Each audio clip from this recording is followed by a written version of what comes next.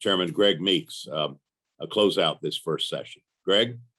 Thank you, Chairman Price. Thank you so very much. And thank you for your work and bringing us together at this historic moment. I want to tell you that it's indeed an honor to be with you virtually today for this week's historic summit and provide some closing remarks for this incredibly important forum. You know, as Speaker Pelosi and all of the distinguished panelists, because I've been listening, they've made it clear that legislatures are a bulwark against rising authoritarianism, corruption, and threats to human rights. You know, when I first took over as chair of the House Foreign Affairs Committee last January, in all of my conversations with heads of states and my counterparts around the world, I was asked the same question. I was asked, what does January 6th mean for the United States? What does it say about the United States' ability to function as an effective democracy or even advocate for democracy around the world? To say that to that I said, the institutions of the United States held. And that's because we've worked over the 245 years of our nation's existence to make them stronger, more resilient, and more just. I happen to be the first African-American chair of the House Foreign Affairs Committee. So I see our nation's history through different eyes. I see it as a person of color whose family traces back to slavery in America and who would not have been allowed to vote, let alone lead at the time of the nation's founding. But that is what makes the story of the United States so powerful. Not of a nation that was born perfect, but of a union that strives to be more perfect. I believe that's what President Biden means when he says that we must lead not by the example of our strength, but by the strength of our example.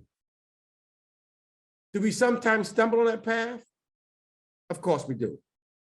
Because progress isn't linear, nor is it inevitable. But humility is what allows us to continue working on making our democracy stronger. Together with our like-minded democratic allies around the world, we show that democracy does in fact work, and that it is the best way for people to improve their lives, feed their family, reduce conflict and hardship, and have a voice in the affairs of their government.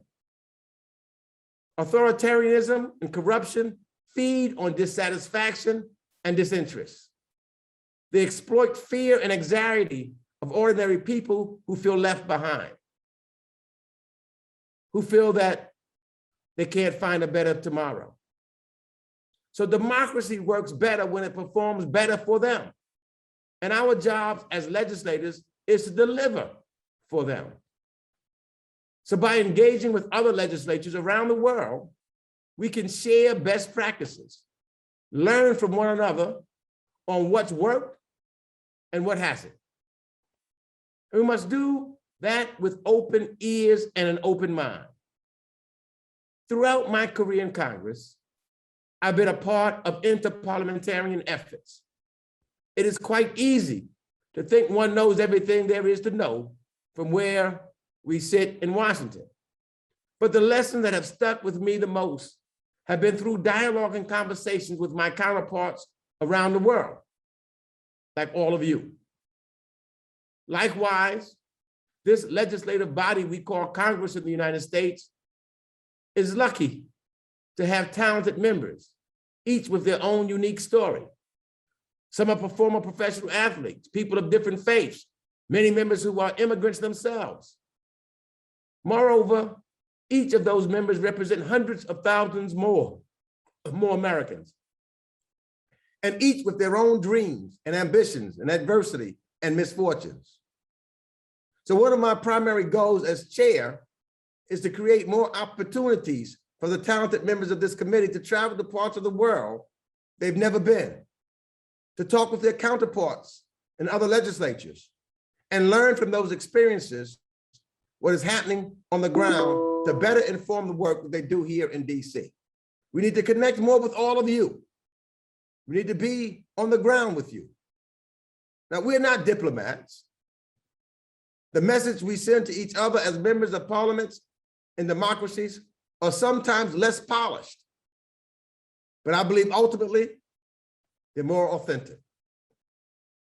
Now, the hard truth is that I don't believe the worst is behind us. The rising threat of authoritarianism continues to be a threat to all existing democracies.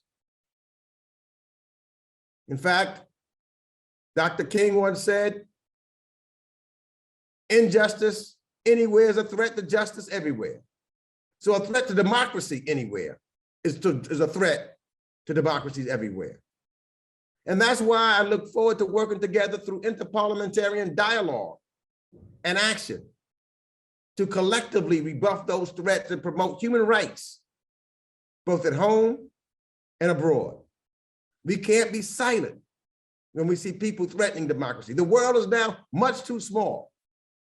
We had to fight authoritarianism in the 30s, and we won. So here we are now fighting it again. I do believe in the end, we will win because we stand to make people's lives tomorrow better than they are today. And we know that the camera of history is rolling and it's watching us to see what we do in our time, how we stand up for democracies, how we work collectively together, how we save this planet in unison. And in the end, make this a better place for our children tomorrow than it was or is today and yesterday. So I'd like to thank you for the opportunity to speak today to kick off an enriching day that you will have, that you can follow on the HDP's website. And I hope that you enjoy the rest of the summit and engage in the year to come. I look forward to traveling and seeing many of you, and may you have a blessed holiday season. Thank you.